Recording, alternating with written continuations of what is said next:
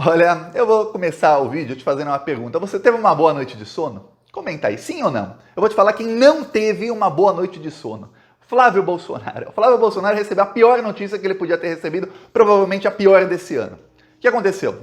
Lá atrás, faz mais ou menos 6 meses, o Flávio Bolsonaro deve ter tido uma excelente noite de sono porque ele recebeu a notícia de que o STJ tinha anulado 98 quebras de sigilo fiscal e bancário no caso das rachadinhas. O STJ entendeu que a decisão do juiz, em que o juiz concedeu essas quebras de sigilo, estava mal fundamentada, porque foi uma decisão de poucas linhas. Ele simplesmente acatou tudo o que falou o Ministério Público. O STJ, obviamente, estava do lado do Flávio. Tá, aí o que acontece?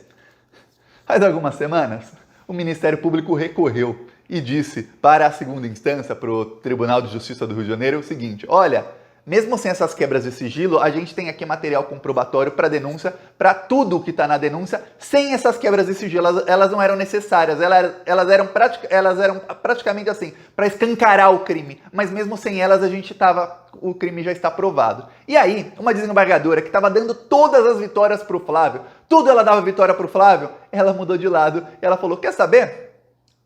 Concordo sim contigo, então vamos continuar esse processo, porque o processo estava paralisado, ficou mais de 6 meses o processo paralisado. Aí, eu vou te falar, péssima notícia para o Flávio, isso faz algumas semanas. Só que agora, o Flávio, ele recorreu ao STJ, e sabe o que o STJ fez?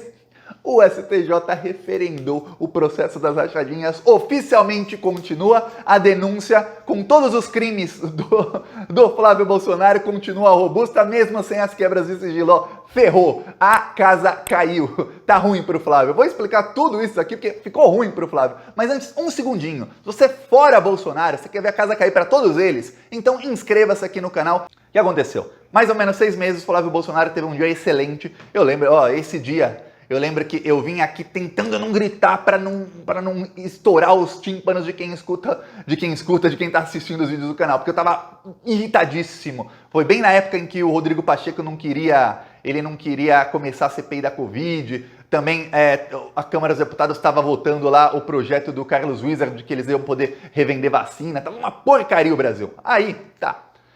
Flávio Bolsonaro teve no STJ todas as quebras de sigilo do caso das rachadinhas anuladas. Nesse momento, o Ossef, que é o advogado do Flávio, deve ter falado para ele: Flávio, acabou esse processo, não se preocupe mais, a rachadinha já era. Com essas quebras de sigilo anuladas, a denúncia não se sustenta, se a denúncia não se sustenta, o caso acabou. Então, tá paralisado esse caso aí. Tá. Ficou mais ou menos 6, 7 meses paralisado, 6 meses, 5 meses, o caso das rachadinhas. Até que o Ministério Público recorreu, o Ministério Público do Rio de Janeiro, e disse: olha, aqui tem as quebras de sigilo, tudo bem, podem ter sido anuladas, mas a gente consegue provar tudo isso, a lavagem de dinheiro, a gente consegue provar que houve a rachadinha, a gente consegue provar inclusive quem são os atores desse caso das rachadinhas, sem as quebras de sigilo. Mais do que isso, nós temos aqui o depoimento de uma pessoa que delatou, que falou: olha, eu recebi, tem uma das ex-funcionárias do Flávio, falou: eu recebi, eu pagava pro Queiroz, ela recebia R$4.600 por mês, ela ficava com R$600. E ela até falou: olha, até férias, 13º, até vale transporte, eles pegavam, até, pra você ter ideia, até a restituição do imposto de renda. Ela fazia imposto de renda, quando vinha a restituição, até isso ela era obrigada a depositar pro Queiroz, ela mostrou comprovante de tudo. Quer dizer, tá aprovado o crime sem quebra de sigilo nenhuma, tá aprovado o crime. Tá, aí tem pra você ter ideia, o caso do Flávio Bolsonaro começou na primeira instância com um juiz chamado Flávio Itabaiana, que é o terror do Flávio do Ossef, que é quem deixou o Ministério Público fazer uma devassa na vida do Flávio e conseguir provar todos os crimes. Que se fosse um outro juiz não deixava, muito juiz fala que não. Tá, ele autorizou tudo, deixou, ok. Aí o Flávio entrou no STJ para pedir para esse processo ir para a segunda instância, porque ele queria fugir desse juiz. Aí o STJ também, isso foi lá atrás. O STJ deu uma decisão bem controversa e que deixou o processo do Flávio para a segunda instância. Na segunda instância caiu no Tribunal de Justiça do Rio de Janeiro, que são 3 desembargadores. São 2 desembargadores homens e uma desembargadora. Eu não vou falar aqui o nome dos 3 porque é irrelevante, mas sabe, são 2 homens e uma mulher. Um dos dois desembargadores, homens, sempre dava vitória para o Flávio. Os votos dele todos a favor do Flávio. Essa desembargadora também, todos os votos, tudo que caía ali, batia no TJ, ela e um dos desembargadores sempre a favor do Flávio, e o outro era sempre o voto vencido contra o Flávio, a favor da lei. Tá? Essa desembargadora caiu nela, porque ela é a relatora do caso, a decisão que ela podia colocar para votar ou ter uma decisão monocrática. Monocrática é quando num tribunal, que são 3, ela simplesmente falou, ó, eu vou matar aqui no peito, a decisão é minha, não preciso colocar para votar isso. E o que ela fez? Ela mudou de lado. Em vez dela... Quando eu vi que o Ministério Público recorreu, eu nem fiz vídeo aqui no canal. Eu falei, pô, não vamos perder tempo com isso, porque essa desembargadora vai dar uma derrota para o Ministério Público, outra vitória para o Flávio, e a gente vai ter que esperar o STF, está nas mãos do Gilmar Mendes, decidir se esse processo volta para a primeira instância ou não. Se não, vai ter que esperar os recursos todos chegarem no STF para o STF impor derrota ao Flávio, porque senão ferrou. Tá. Aí, a desembargadora mudou de lado e acatou tudo o que o Ministério Público falou. E o processo voltou a andar. Oficialmente o processo voltou a andar. Veja bem, prazos estavam suspensos. Quando o prazo de um processo está suspenso, o processo está parado, completamente paralisado. Só que voltou a andar. Começou a contar prazo, começou a contar tudo. O Flávio Bolsonaro e o STF se desesperaram e foram para o STJ. Eu vou falar, ó, já tivemos uma vitória no STJ, que foi praticamente por unanimidade. Foi 6-1, uma coisa assim no STJ. E queremos agora outra vitória. Vamos dizer que esse processo tem que estar paralisado. Essa desembargadora não pode, de maneira alguma, contrariar uma decisão do STJ. Como pode essa desembargadora? E aí eles entraram. E a peça que o Ossef escreveu, ou o assessor do Ossef, sei lá, escreveu para o STJ, falava exatamente isso. Olha, vocês tiveram uma decisão paralisando o processo, como é que uma pessoa, vocês são a terceira instância, como é que a segunda instância abaixo de você pode desacatar a sua ordem? Não, praticamente apelando ao ego do STJ, aquela, eu estou dizendo que sim, como é que alguém abaixo de mim vai dizer que não? Tá. Só que o STJ falou, nós concordamos sim, pode voltar o processo. Então agora ferrou pro Flávio, ferrou completamente. Sabe qual é o pior? Se ele recorrer ao STF, ficar na mão do Gilmar Mendes. E eu vou te falar o que o Gilmar Mendes vai fazer. Ele vai botar pra ferrar o Flávio Bolsonaro. Então o Flávio Bolsonaro tá com um problemão agora. Eu vou te falar até que no STF, eu falei isso aqui há algumas semanas. No STF tá para ser votado, tá nas mãos do Gilmar Mendes, se o processo do Flávio fica na segunda instância ou volta pra primeira.